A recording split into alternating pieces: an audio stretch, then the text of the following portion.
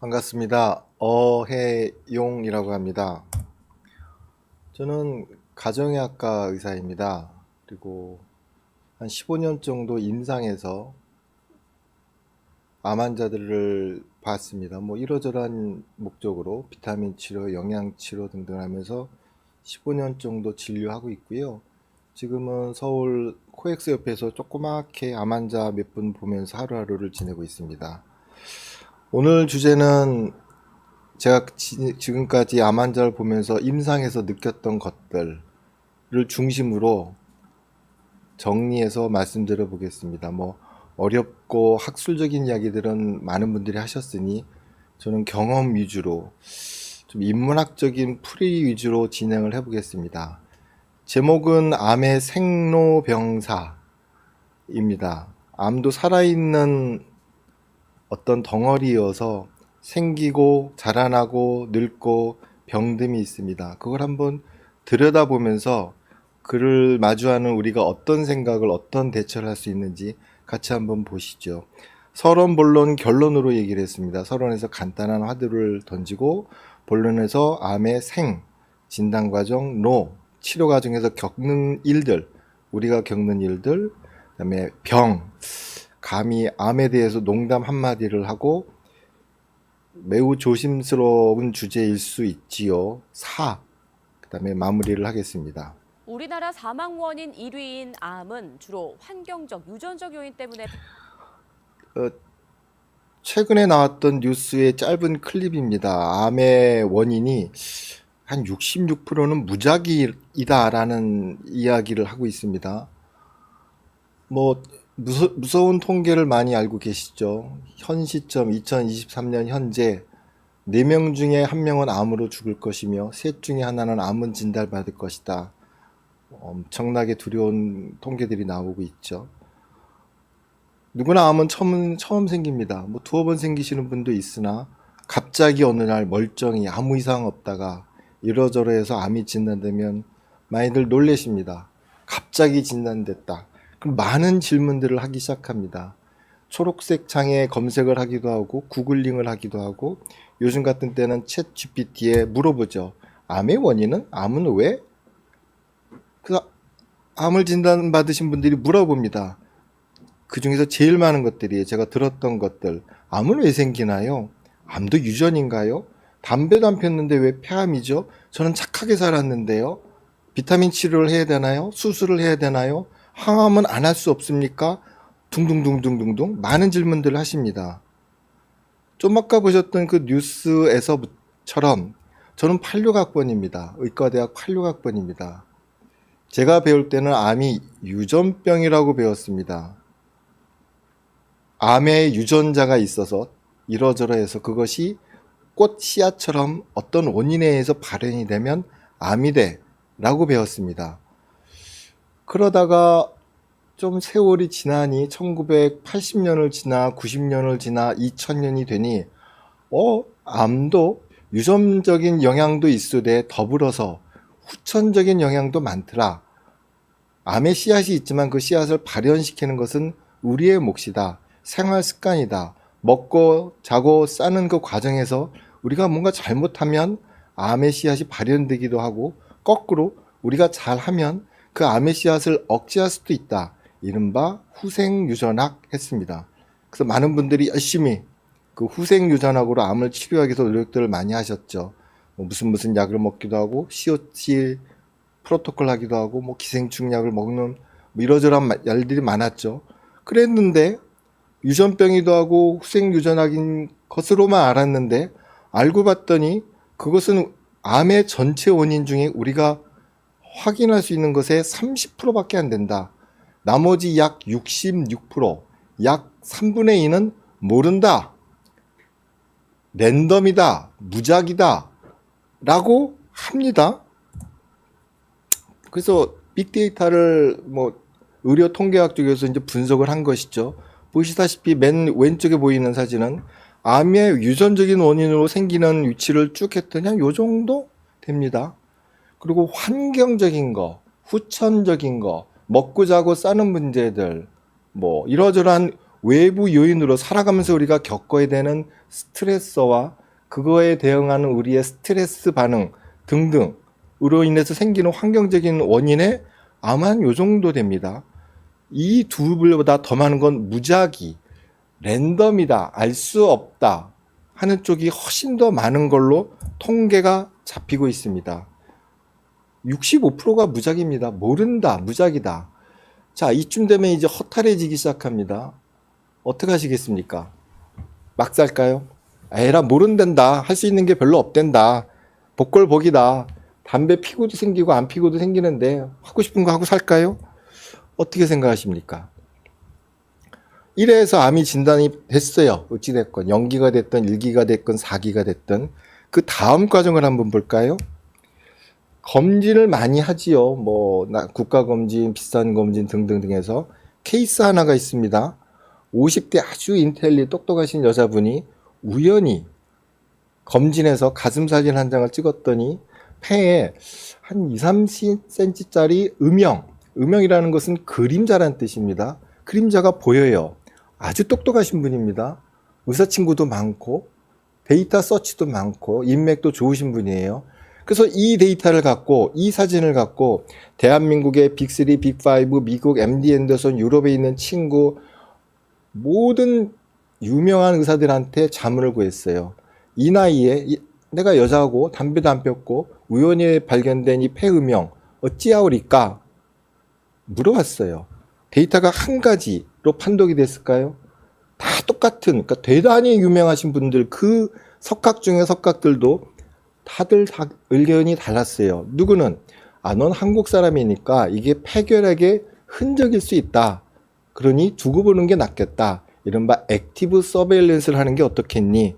라는 분도 있고 야 이건 큰일 났다 야 넌 폐 선종의 시작이니 두고 보지 말고 당장 한 살이라도 어릴 때 젊을 때 잘 수술을 준비해서 하자라는 분도 있습니다.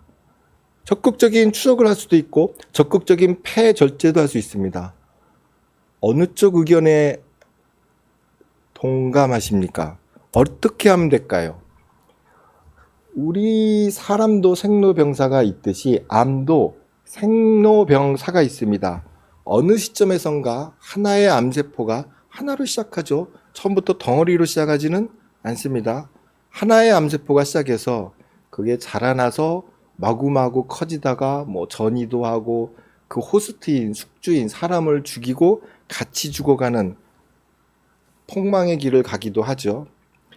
이른바 튜머 카이네틱, 암 역동학이라고 합니다. 하나의 암세포가 생겨나서 그것이 1, 2, 4, 8, 16, 32, 64 이렇게 쭉쭉쭉쭉쭉 큽니다.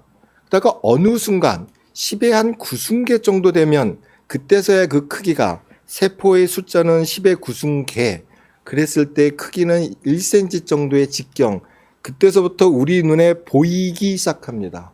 또는 우리 눈의 확장형인 초음파, CT, MR, PET에 보이기 시작합니다. 그럼 이제 보였으니까 수면 밑에 있던 게 이제 올라와서 보였으니 그때부터는 좀 짧게, 좀 더 적극적인, 좀 더 잘 보이는 진단으로 추정을 하겠죠. 그랬더니 이놈이 쭉쭉쭉쭉쭉쭉 우와 갑자기 암이 마구마구 크기 시작해요 라고 합니다. 근데 생각을 해보십시오.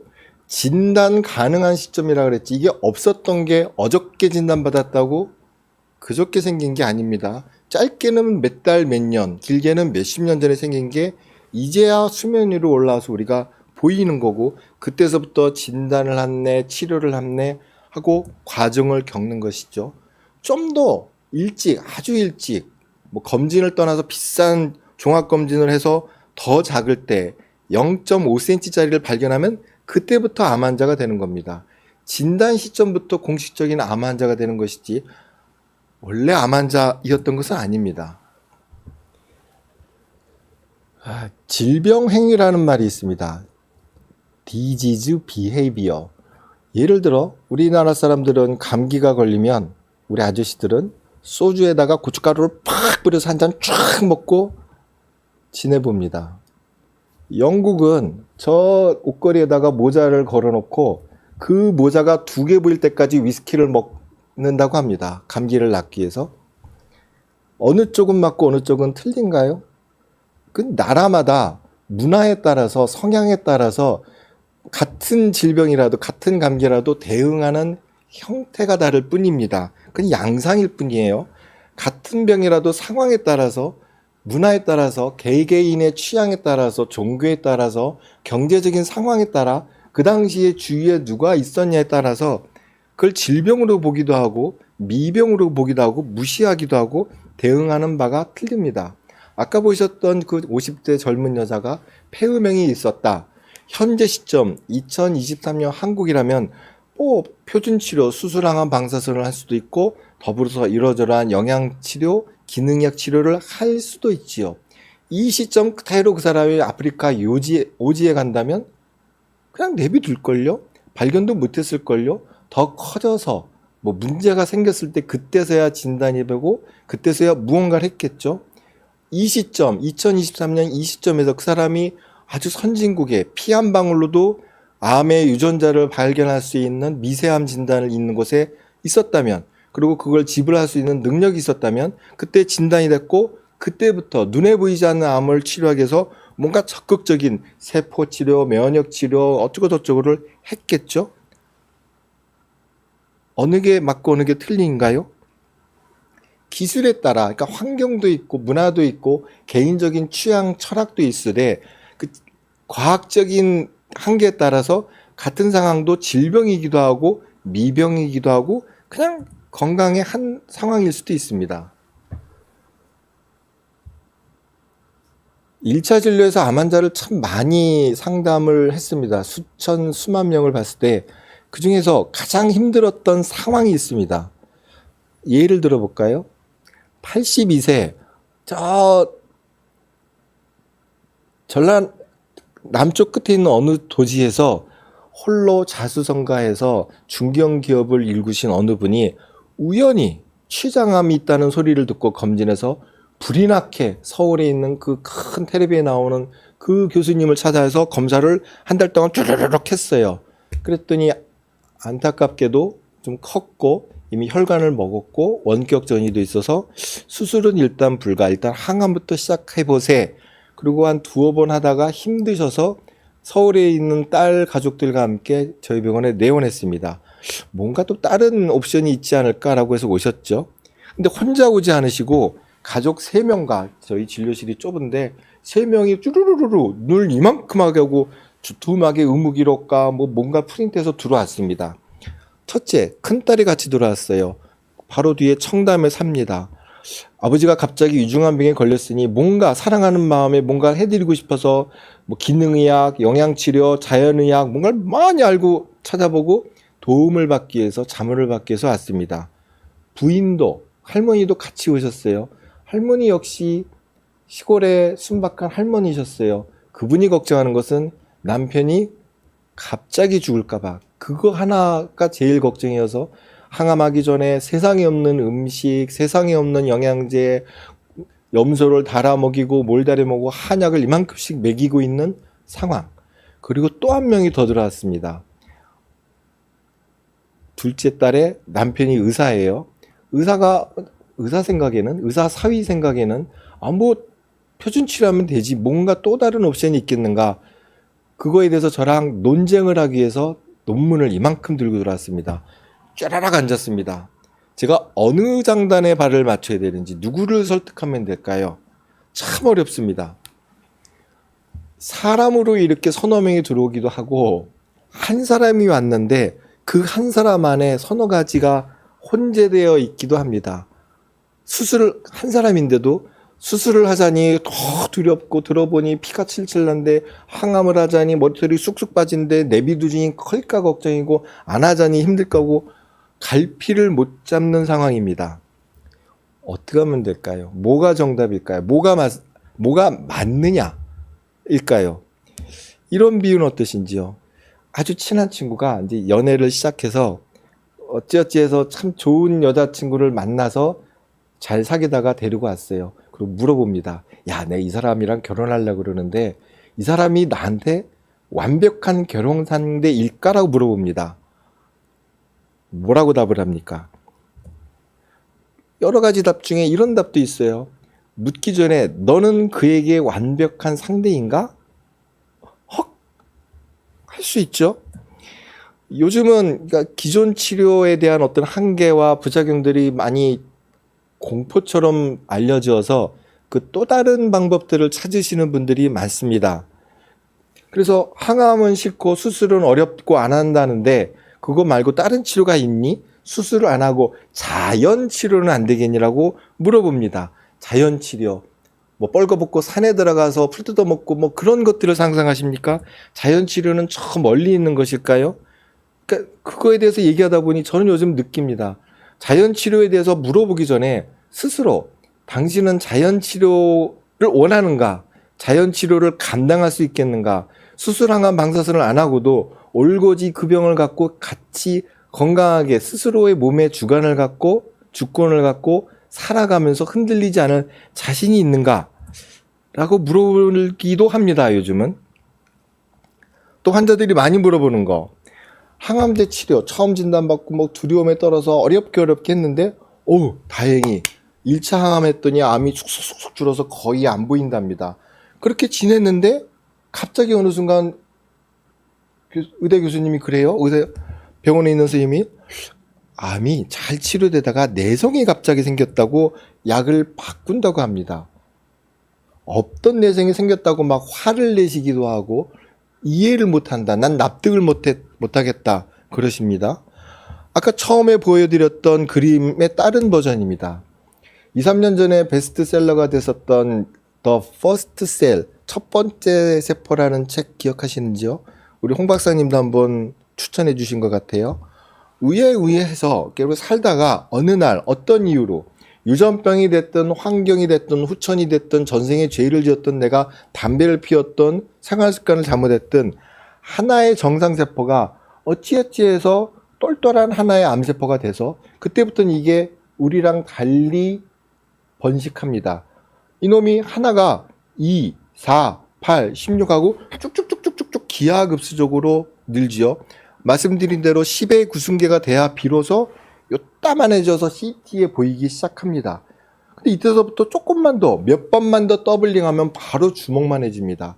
커지는 속도가 갑자기 커진 건가요?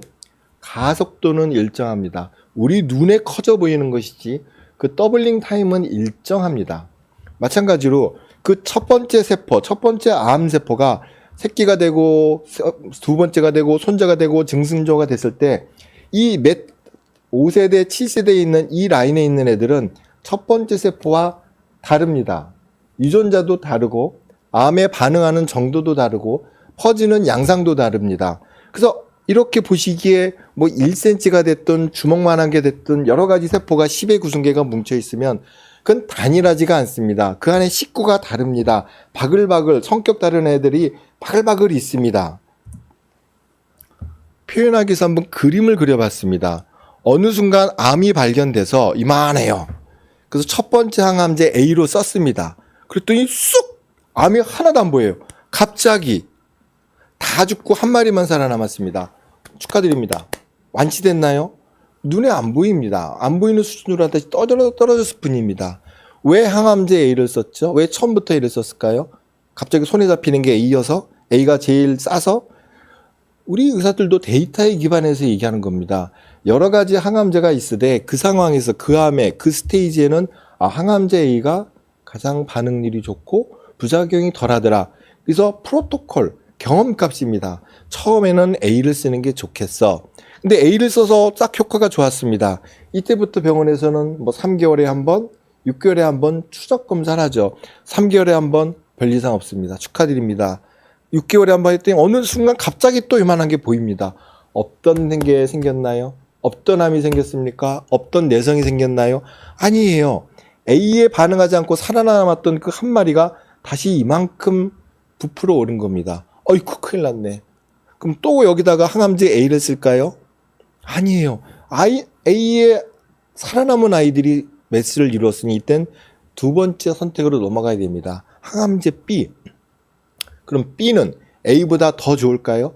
그렇지 않아요. 조금 더 독할 수 있고 조금 더 효능이 떨어질 수도 있고 더불어 호스트 변수도 있습니다. 그러니까 처음에 이 시점에서의 환자분의 건강과 이 시점에서의 환자분의 건강이 좀 더 취약해질 수 있어요. 항암도 하고 진단도 거쳤고 하는 과정에서 더 예민하고 더 취약했는데 여기다 또 두 번째 일순위 더 면역이 떨어지고 더 부작용은 힘들고 반응은 어렵다고들 하지요. 의학에도 유행이라는 게 있습니다. 패션이 있습니다. 뭐 옷을 갈아입는 패션이 아니라 어느 순간 비타민 D가 좋대 우르르르르 하다가 그런가 보다. 20년 전만 해도 시내버스에서 담배를 피웠던 거 아십니까? 기차에도 재떨이가 있었습니다. 지금 우리가 쓰고 있는 이 치료법, 알고 있는 항암제, 수술요법, 방사선요법이 한 100년 됐을까요? 잘해야 30년, 잘해야 50년.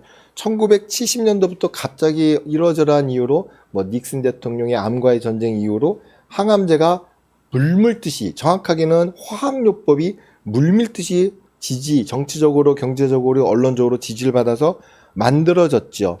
그 시점에서 1970년도에 처음에 글리백이라는 화학제가 발견돼서 암의 효과가 너무 좋으니 난리가 났죠. 죽는 줄 알았던 암을 다 잡기 시작했으니 타임즈에서 박수를 쳐줍니다. 브라보! 우리는 마법의 총알을 발견했다. 우린 이제 암을 정복했다. 그래서 그거에 힘입어서 글리백을 비롯한 무수마발의 항암 화학요법들이 개발됐습니다. 하나 쓰던 거를 칵테일로 쓰고 10g 쓰던 거를 100g 쓰고 다양한 방법을 하다 보니 이거 봐라. 어느 순간부터 효과보단 부작용이 살아나는 사람보단 죽는 사람이 많고 이렇게 예측하지 못했던 부작용들이 생깁니다. 뭐지? 우리가 또 뭘 빠뜨렸지? 뭘 잃어버렸을까? 빅데이터입니다. 1950년부터 2007년 약 60여 년 동안 미국에서 질환별 사망률의 변화입니다. 이 시점에는 약도 많이 개발됐고 항생제, 페니실린, 소독 여러 가지 의학적인 기술이 발달해서 심장질환은 물론 감염성 질환 급격하게 감소했습니다. 그러나 1970년대 이후로 그렇게 수억 달러를 때려 부은 암에 있어서는 사망률의 변화가 크다. 기대만큼 쏟아부은 것만큼 사망률이 감소하지는 않았습니다. 그래서 이제 2000년대 넘어오면서부터 우리 의사들도 우리 과학자들도 반성을 하죠. 뭐지? 뭘까? 그리고 또 타임지도 한마디 해줘요. 야, 이거 봐라. 우리가 암과의 전쟁에서 또 지고 있지는 않은가? 키메라. 우리 키메라라는 가수도 있었죠. 그리스에 나오는 전투력이 만렙인 동물이에요. 머리는 사자, 용 이렇게 있으니 얼마나 용맹하고 무적입니까? 이거에 본때서 카트 T셀, 이른바 키메릭 안티겐 립세터 T셀, 그 하나의 세포에 여러 가지 암세포에 대한 그 안티겐을 만들어서 다양한 암을 죽일 수 있는 키메릭 T셀, 카트 T셀을 만들었고 이 사람 칼 준이 거기에 선구자였고 가장 많이 연구를 하신 분이었습니다. 비싸게 많이 바쁘셨던 분이죠. 그랬는데 이분이 말년쯤 돼서 슬쩍 회고의 말을 한마디 남깁니다. 야, 내가 이쯤에서 생각해 보니 암과 싸우기 위해서, 암과 전쟁하기 위해서 외부에 있는 암처럼 면역을 사용해서 암을 죽이려고 노력했는데 이게 다가 아닌 것 같아. 문제는 면역 밖이 아니라 세포 안에 있지 않을까 하고 반성을 조금 했습니다. 감기와 암 차이를 아십니까? 감이 그 무시무시한 암과 감기를 비교하다니. 그러나 우리는 지금 2, 3년 동안 코로나를 보면서 그 보이지 않는 코로나가 얼마나 무서운지, 얼마나 많은 일을 해냈는지 봤습니다. 기본적으로 암은 내부에서 일어나는 일이고 감기는, 바이러스는 스페이스 인베이더, 외부의 침입자입니다. 말씀드렸다시피 처음에 말씀드린 것처럼 암은 내 안에서 일어나는 일이고 내 안의 문제입니다. 밖으로 튀어나온 게 아니라 내 안에 있는 세포가 그게 유전자가 됐든 그 대사가 됐든 환경이 됐든 그것이 변해서 암세포로 바뀐 원래는 나였던 것이 암으로 변한 내 새끼입니다. 변형된 자? 뭐 이런 식의 표현도 쓰지요. 김 대표님네 언니네 집입니다. 지금 우리는 고기를 기다리고 있어요. 오븐에 구운 통삼겹. 자, 저희 병원에 오시는 어느 아주 아름다운 암 환자분이 며칠 전에 하셨던 얘기입니다. 암 수술이 요번 주인데 엄마가 암 수술을 앞두고 평생 안 하던 이렇게 전주 한정식을 매일 아침 먹이고 있습니다. 제가 스모 시합에 나가는 줄 아시나 봐요 라고 투덜거리셨어요. 표준 치료 세 가지죠. 표준은 변합니다. 상식도 변하고 과학도 변하고 의학도 변합니다. 표준 치료 역시 상식과 과학과 의학에 기초한 현재 시점의 정리일 뿐입니다. 현재 시점 표준 치료는 수술과 화학요법과 방사선입니다. 이렇게 수술을 했는데 위장관 수술을 하고 각종 검사를 하고 이런 과정을 거치죠. 항암 화학요법을 합니다. 많이 들어보셨죠? 뭔가 힘들 거라. 1, 2차는 괜찮아요. 3, 4차 갈수록 힘들어요. 피곤해요. 머리털이 빠져요. 피똥이 쌓여. 피곤? 그래, 나 알아, 피곤. 근데 여기서 얘기하는 화학요법에 의해서 생기는 피로는 여러분들이 아는 주말에 등산하고 월요일날 피곤한 정도의 피곤이 아닙니다. 수저를 못 들어서 밥을 못 먹고 침대에 누워있으면 바닥을 뚫고 지하로 한없이 가라앉는 정말 삶의 의지 따위는 일도 없는 무지막지한 피로입니다. 방사선 역시 피폭입니다. 뭐 가서 그림 그린다고 방사선 할 때 좀 그림 그리고 찍 찍고 가서 처음엔 별거 아닌 것 같죠. 나중에는 화상입니다. 일단 생기면 힘들어요. 왜 화학 치료를 3주 단위로 하는지 아십니까? 예를 들어 어떤 항암제 A를 100g을 쓰면 암이 싹 죽습니다. 정말 그 자리에서 다 죽습니다. 근데 왜 힘들게 1g씩 100번 쓰든지 30g씩 3번 쓰든지 할까요? 한꺼번에 쓰면 그 호스트 환자도 죽으니까. 호스트가 죽지 않고 회복하는 타이밍을 주고 싶은 겁니다. 그게 3개월 단위입니다. 3주. 그래서 3주가 한 사이클씩 이렇게 가는데 이랬을 때 생길 수 있는 부작용, 액세서리 이펙트 내지는 배드 이펙트가 많은데 환자분들은 눈에 보이는 걸 걱정하세요. 뭐 토하고 털 빠지고 이런 것들이 심각하게 느끼시는데 의료진들은 보이지 않는 게 더 치명적인 걸 압니다. 골수가 억제돼서 백혈구, 적혈구, 혈소판이 뚝뚝 떨어지면 지나가는 감기에도 폐렴이 되고 지나가는 몸살에도 합병증이 생겨서 중환자실에 들어가야 되는 그 상황을 걱정합니다. 그런 것들이 더 무섭거든요. 가랑비에 옷 젖죠. 암이 처음 진단받으면 그럴 수 있고, 그렇다는데 겪어보면, 그랬구나, 라고 알기 시작하는 것이죠. 이제 막 수술해서 막 꼬매는데 간도 기능이 떨어졌고 소화도 안 되는데 거기에다가 막 이따시만한 한약, 보약, 뭐 인삼 못 먹습니다. 흡수도 안 되고 피도 안 됩니다. 그래서 뭐 할 수 있는 게 없을까? 알아보다 보니 뭔가 기능이라는 게 있대. 환자 맞춤으로 좀 더 정밀하게 검사해서 그 사람한테 맞는 영양소를 좀 좋은 성분을 주는 게 있대. 그래서 이게 이제 많이들 하시고 병원에서도 하고 많은 사람들이 찾아다니기 시작합니다. 유명한 기능의학 카페에 올라와 있던 글입니다. 어느 분이 많이 웬만한 병원에서는 치료가 안 되는 만성적인 자가 면역 등등이 있어서 병원을 갔더니 이른바 기능의학을 하는 곳에 갔더니 검사를 이만큼 하고 그거 하고 나서 너는 뭐가 부족하니 영양제를 수백만 원어치 주더라. 이게 맞느냐? 라고 물어본 글이었죠. 표준적인 병원에서는 피검사를 하죠. 간 기능 검사, 혈액 검사, 엑스레이.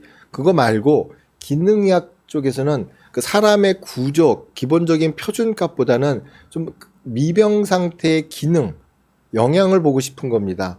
그러려면 눈 보고 이렇게 비타민 B가 부족하시군요 라고 할 수는 없습니다. 확인을 해야 하니 그 확인이 뭐 기능학적인 검사, 그래서 소변으로 받아가지고 거기에 뭐 유기산 검사라고 머리털 뽑아가지고 거기에 중금속을 누구 마약할 때 채무 없다 그랬죠? 뭐 지연성 알러지를 한다 해서 지연성 알러지입니다. 이렇게 속효성 아니고 피를 거어서 IgG4를 하기도 하고 침을 뱉어서 하루에 1증 코티졸을 보기도 하고 이렇게 다양한 검사를 하는데 이 검사 하나가 싸게는 20만 원, 비싸게는 한 50만 원, 서너 가지만 하면 금방 100에서 제대로 하면 500만 원 됩니다. 검사도 검사고 하고 나서 이건 저희 어느 암 환자분이 드시는 하루에 드시는 영양제를 사진 찍어온 겁니다. 어떻게 생각하시나요? 무식하게 저렇게 많은 거를 또 먹다니 그렇게 생각하십니까? 성분을 이렇게 보면 이게 10년 전 사진이거든요. 셀레나제, 애플사이다, 효소, 엔자임, B17 그 당시에 알려지지도 않고 구하기도 힘들었던 걸 이렇게 먹고 있었죠. 이걸 갖고 손가락질을 하거나 예단하기에 앞서 그는 왜 이렇게까지 했을까? 공부 많이 하신 분이고 이거를 10년에 거쳐서 셋업 빌드업 하신 분입니다. 예를 들어서 여러분이 이제 내일 당장 어느 남태평양의 작은 무인도에 한 달 동안 혼자 떨어지게 되는 상황이 됐습니다. 그리고 여행용 가방 하나를 주면서 필요한 거는 딱 여기에만 넣으라 하면 뭘 그 가방 안에 넣고 가져가시겠습니까? 핸드폰, 노트북, 안마의자, 생존에 관계된 가장 필수적인 것부터 일단 챙기지 않겠어요? 가장 필요한 거. 영양제도 건강기능식품도 보조식품도 어떤 치료도 마찬가지예요. 이제 막 암을 진단받았으니 아쉬운 마음에 도와주고 싶은 마음에 막 컨테이너로 영양제를 막 바리바리 염소 잡아 바리바리 울릉도에서 쑥을 뜯어다 바리바리 못 먹어요. 갑자기 왜? 그래서 이런 영양제 역시 베이직부터 왜 그렇게 됐는지, 그 사람이 저산소가 있는지 저위산이 있는지 비타민 D가 결핍됐는지 필요한 것부터 빌드업하고 셋업하는 게 필요하지 않을까? 무조건 다 좋은 거죠. 다 좋은 거야. 다 비싼 거야. 넣으면 돼? 그게 아니라고요. 그러니까 감당할 수 있을 만큼의 영양제부터 먹고 추이를 봐가며 넣거나 빼는 게 옳지 않을까? 이건 제가 취급하는 거고, 또 하나는 맨날 물어봐요. 15년째 물어봅니다. 제가요 비타민C를 메가도스 하는데요, 주사를 대체할 수 있을까요? 주사 대신 메가도스 고용량을 하면 되지 않을까요? 그건 평소의 얘기입니다. 암은 일상적인 컨디션이 아닙니다. 주사와 먹는 게 형태가 달라서 하나는 먹고 하나는 주사해서 다르다가 아니라 섭취하는 형태에 따라 그 성분, 비타민C 하나만 얘기하면 먹는 비타민C와 주사로 하는 비타민C는 그거를 인해서 올라가는 혈중 비타민C 농도가 달라서 혈중 농도가 다르니 농도에 따라 효과도 하나는 항산화, 하나는 오히려 산화 촉진 뭐 이런 효과가 있다 지우고, 먹는 거와 주사는 다르다. 그리하여 표준 치료를 하신다고 했다면 수술과 화학요법과 방사선 그렇게 힘들다는데 닥쳐서 막 피똥 쌀 때 갑자기 영양제를 줄 수도 아닌 거고, 다 라디에이션 방사선 치료 끝나고 번이 올라왔는데, 화상이 올라왔는데 그때서야 연고 바르지 말고, 왜 꼭 처음이시니까 그럴 수 있지만 경험이 있는 의사들은 그 과정을 이미 아니. 예를 들어 수술은 이른바 통합 종양학, 뭐 기능 종양학 영역에서는 이렇게 수술하기 전에, 수술은 맨날 며칠 하루지만 그 전 일주일, 그 일주일까지 앞뒤로 매일매일 이런 성분들 먹는 걸로는 비타민C가 조금 이 정도 먹으면 도움이 되지 않을까? 뭐 옳고 그름을 떠나서 이 상황에는 좀 도움이 된다고 논문이 이미 있습니다. 주사제로는 글루타치온, 셀레니움, 아연, 크롬, 망간, 구리가 도움이 된다고 논문이 있습니다. 화학요법 역시 화학요법 1차, 2차, 3차에서 머리털 다 빠지고 피똥 싸고 이렇게 헐었을 때야 비로소 영양제를 먹지 말고 좀 미리, 경구로는 커큐민, 멜라토닌, 주사로는 뭐 B562, 글루타치온, 글루타민, 사메 등의 효과가 있습니다. 멜라토닌 아시지요? 뭐죠? 수면 호르몬. 나 멜라토닌 알아. 아, 그 2ml 먹었는데 효과도 없고 잠도 안 와. 같은 멜라토닌이라도 일반인이 수면 목적으로 먹는 2ml와 예를 들어 유방암 환자는 수면이 아닌 면역을 위해서 50mg, 2ml짜리 25개까지 안전하고 효과적으로 먹을 수 있고 먹어도 된다라고 논문이 있습니다. 50ml를 먹으라가 아니라 다르다, 개념이 다르다, 상황이 다르다, 용량이 다르다, 용법이 다르다는 얘기를 하고 싶은 겁니다.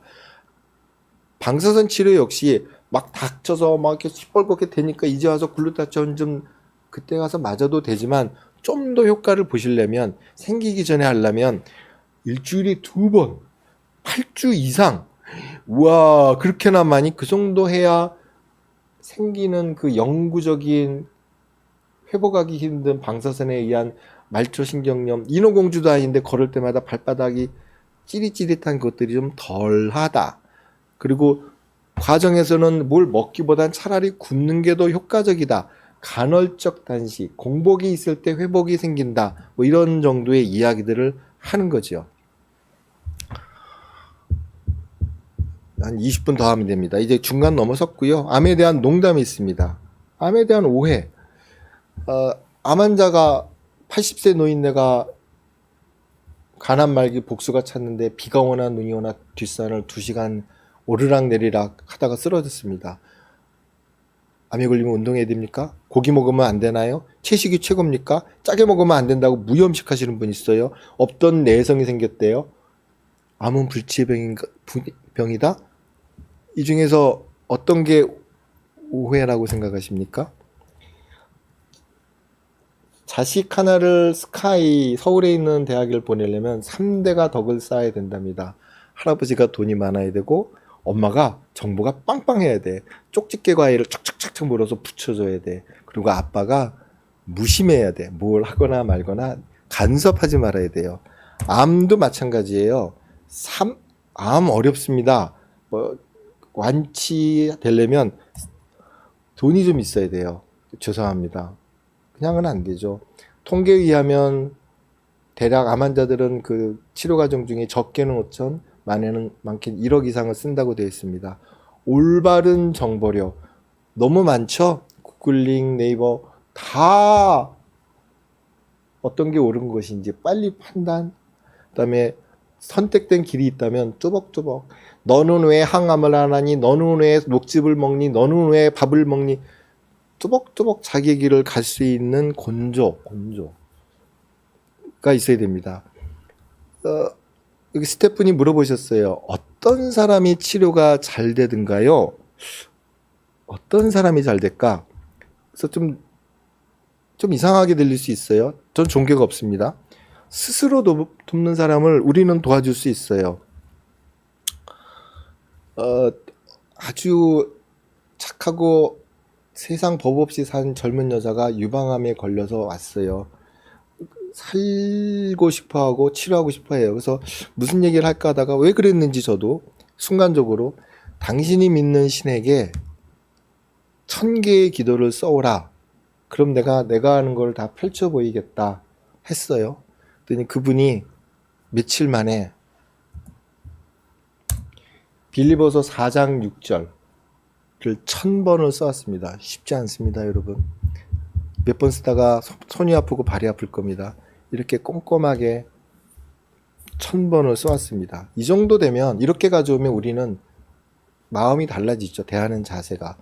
또 간절함. 두 번째는 자신에 대해서 잘 알고 알려줘야 돼요.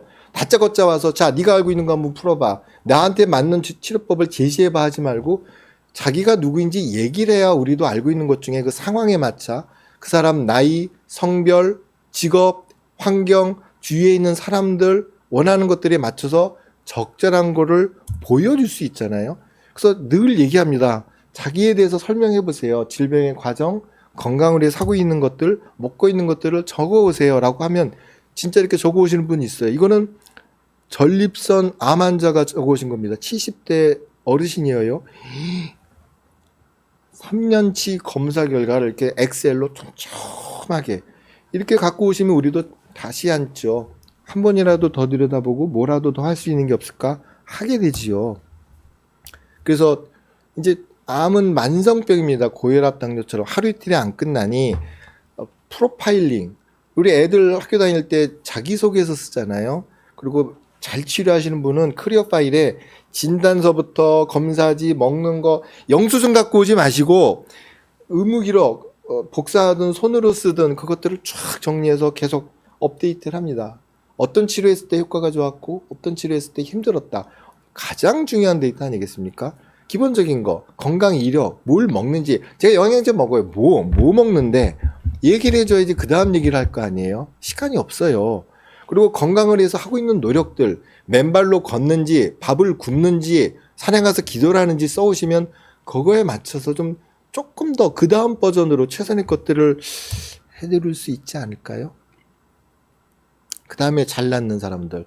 이 모든 것에 의해서 어떤 치료에 대한 청사진을 그리고 구체적인 걸 이제 이끌어가기 시작하면 정해졌다면, 충분한 고민을 했다면, 그 다음엔 두려움 없는 전진. 옳고 그름을 떠나서. 그래서 이제 이런 암이 유별나니, 만성병이니, 힘든 병이니, 간단치가 않으니 하다 보면 결국은 처음에는 뭘 먹을까요? 운동할까요? 굶을까요? 해독할까요? 에너지 파동 툭툭툭 나가다가 나중엔 그래 마음이야 라고들 가시죠. 처음 이제 막 어저께 진단받고 오늘 하셔서 막 죽겠고 혼란스러운 분한테 마음이 중요하십니다. 그러면 그분이 그래요 마음이 중요하구나 하고 갈까요? 알겠어. 마음 중요한 거 알겠는데 그래서 자 나 어떻게 하면 돼? 라고 물어보시죠. 이 부분은 참 어렵습니다. 어렵죠. 도서관에 있다고 다 공부하는 건 아닙니다. 보기엔 다 또릿또릿하고 있는데 누구는 또 아니어요. 흔히 이제 명상을 하네, 마인드풀리스를 하네, 마음을 비우네 합니다. 어느 쪽이 명상인가요? 보시기에 왼쪽, 오른쪽. 명상은 아주 액티브한 프로세스, 과정입니다. 끊임없이 균형을 잡고 뭔가 추구해가는 과정입니다. What you're looking at here are two neurons under the microscope that I've filmed. And if you wait really patiently, you'll be able to see them connecting to one another. 우리 몸 중에서 신경세포, 뇌를 비롯해서 척추와 말초신경, 그런 신경세포는 끊어지면 다시는 재생이 안 된다 라고 저희는 배웠습니다. 그런데 어떤 조건, 어떤 상황을 주면 끊어졌던 신경세포가 으라라라라 하고 붙기도 하고 신경세포의 조합과 배합이 달라지기도 한다. 어떤 조건일까요? 뇌에 좋은 영양제, 산소, 집중할 때, 헌신할 때, 몰입할 때, 규칙적인 생활을 할 때, 기도할 때, 악기 불 때 등등 이지요. 그런 게 되면 우리 스스로 자율은 자율의 주체이지 자율의 대상이 아닙니다. 우리가 간섭만 안 하면 잘 돌아가는 게 자율입니다. 그래서 제가 그동안 했던 것 중에 이른바 여러분들이 관심 있어 하시는 영양, 그건 되게 쉬워요. 금방 나와요. 자율, 요즘은 자율이 기능의학의 끝판왕입니다. 그랬을 때 제가 본 것 중에 제일 좋은 지속 가능하고 현 시점에서 실현 가능하며 자기가 자기 몸의 궁극적으로는 주인이 돼야 되지 않겠습니까? 그게 우리 치료가 됐든 치유가 됐든 하는 것의 끝판왕이고 그래야 이게 일정 부분 정리가 되거든요. 그랬을 때 세 가지 정도가 참 좋았습니다. 발치기라는 거 검색해 보시면 떠요. 호흡, 교대 호흡이 됐든 478이 됐든 단전 기공 태극권 뭐든지 좋습니다. 옳은 것이 있는 게 아니라 하나 적당한 걸 잡아서 여러분들이 이걸 옳게끔 하시기를 40일 이상 연속 석세시브 데이트를 하시기를 이런 것들을 하시기를 그래서 이런 것들 이런 것들이 있으니 찾아보시면 얼마든지 있습니다. 중요한 건 하는 거, 지속적으로 하는 거. 프랭크 운동해야 된대.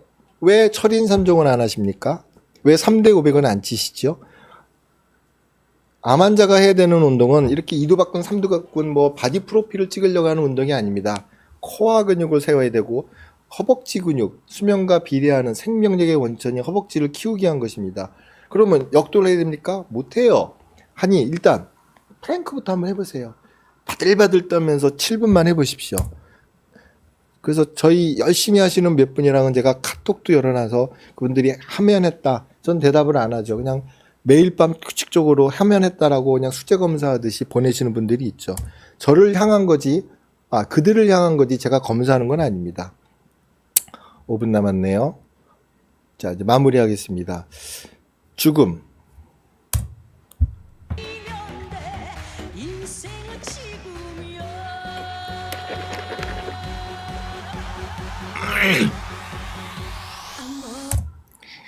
아모르 파티 좋죠. 오늘을 즐기라. 그리고 이 말에 쌍을 이루는 단어가 있습니다. 모멘투머리 죽음을 기억하라. 영화도 있었죠. 지금 전쟁이 일어나고 있습니다. 어젯밤에도 수백 명이 죽었다고 하죠. 통계상 2초에 한 명씩 지구상에서는 죽고 있습니다. 이 순간에도 2초에 한 명씩 죽고 있죠. 제가 앞으로 한 100년 후에 살아있을까요? 그렇다면 저는 기네스북에 오를 겁니다. 가장 오래 산 사람으로. 한 50년 살까요? 살고 싶어서 치료를 하는데 해보니 죽음을 외면하고 살기만을 하다 보니 다들 죽음에 바들바들 떱니다. 우리가 제일 힘든 게 두려움과 공포와 불안이거든요. 죽음을 한 번쯤은 극복하고 직면해야 좀 더 편안하게 하루하루를 살 수 있습니다. 사람이 태어났을 때 엄마 뱃속에서 10달 동안 있다가 딱 나왔을 때 처음 쉬는 숨이 뭔지 아십니까? 10달 동안 쭈그리고 있어서 폐에 물이 있었으니 폐를 피기 위해서 들이마십니다. 응애! 그게 첫 번째 호흡입니다. 들숨.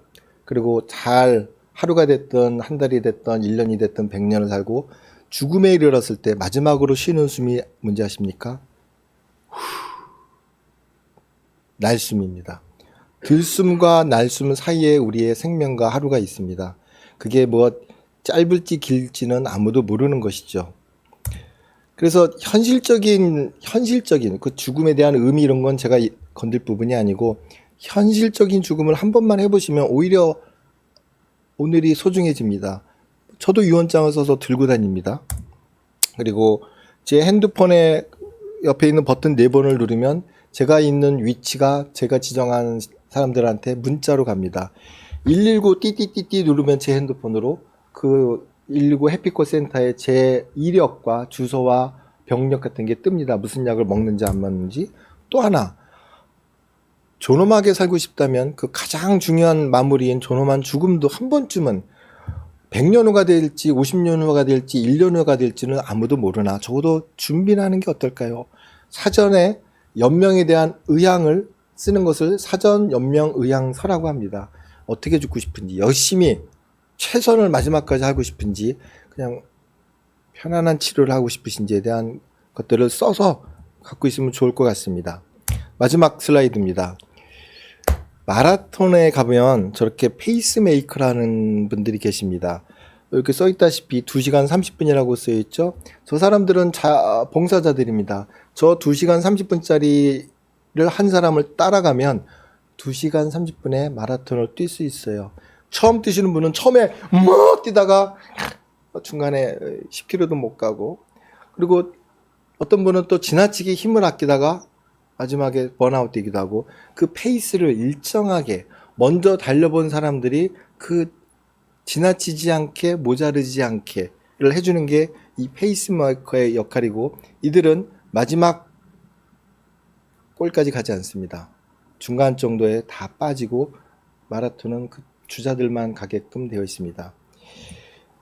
모든 병이 그렇지만 이 암 역시 어려운 병이지만 여러분 주위에 있는 사람도 그다음에 저희 의료진도 하는 일은 그냥 여행 가이드처럼 알고 있는 걸 보여드리는 것이고, 최선의 선택을 할 수 있게 도와드리고 그 선택이 옳도록 같이 해드리는 것이죠. 그래서 인생의 큰 숙제 중에 하나입니다, 암이. 그래서 그 길을 잘 가시기를 소망드립니다. 들어주셔서 감사합니다. 로스피니스입니다.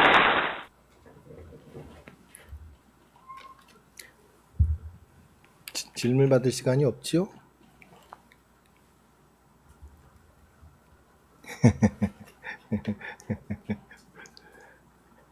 아, 그래요?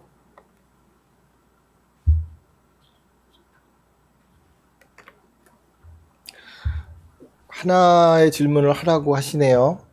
시아버지예요. 방광암 4번 하셨습니다. 신장 절제했고 투삭 하셔야 되는데 치료를 그만하겠다고 하십니다. 가족들이 이제 치료를 포기하시면 가족들은 어떻게 해야 될까요? 좀 불안해 하십니다. 좋은 질문이네요. 이건 답할 수 있습니다. 제 생각은 그 어떤 상황이 됐든 치료의 결정과 책임은 본인한테 있습니다. 저는 8살짜리 위암 말기 환자도 봤습니다. 그도 자기 생명에 주권이 있고 판단할 능력이 있더라고요. 뭐 드라마에서 어머 본인은 몰라요 뭐 얘기하지 그러지 마시고 그닥 이상한 것도 그닥 숨길 것도 아닙니다. 피곤한 일이 됩니다. 본인의 의지를 존중해 주십시오. 조언을 할 수 있으되 왜 시아버지 목숨이에요. 최선을 다하고 억지로 뭔가 해주려고 조작하지 마시고 그분의 선택을 존중하고 그분의 선택이 잘 되도록 해줄 수 있는 걸 해주시면 됩니다. 누가 불안하실까요? 오히려 시아버님은 안 불안할 수도 있습니다. 주위 사람들이 안타까울 뿐이죠. 그냥 최선을 다할 뿐이지요. 괜찮습니다. 불안하신 만큼 그래서 그 불안할 때 제일 힘들거든요. 애간장이 탄다고 합니다. 애가 어디죠? 홍어 애 드셔보셨습니까? 간입니다. 진짜 극도의 스트레스를 받으면 그래서 해부해보면 정말 간이 녹아나 있습니다. 단장의 미아리고기 하십니까? 장이 끊어지는. 그러니까 우리 신체는 못 견딜 만한 스트레스와 어떤 트라우마를 받으면 끊습니다. 신경이 끊어지면서 여기서 여기까지 나가는 베이구스 미주신경이라는 게 있는데 그냥 장을 끊어버립니다. 진짜 끊어집니다. 하니 불안해 하지 마세요. 불안하지 마세요. 안 불안하십니까? 불안해 하시는 그 순간순간 뭘 하나 잡으시지요. 기도를 하시든 기독교면 빌리보서 4장 6절을 필사하시든 불교시면 108배를 하시든 봉사를 하시든 푸시업을 하시든 호흡을 하든 맨발 걷기를 하든 뭐 하나를 잡으시면 됩니다. 그리고 나도 불안이 있으면 한 번 더 또 다시 한번 108배를 하고 기도해 보시고 그래도 불안하면 또 기도하십시오. 그럼 진짜 답이 나옵니다.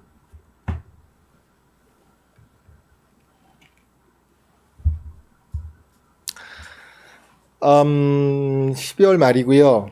그 좀 이상할 수 있는 주제로 참 이상하죠. 무슨 의사랍시고 나와서 뭐 죽음 죄는 근데 그럼에도 불구하고 그러니까 일반인이시니 그냥 제가 경험값 저는 어려운 걸 이제 잘 모르겠고 경험값을 위주로 말씀드렸습니다.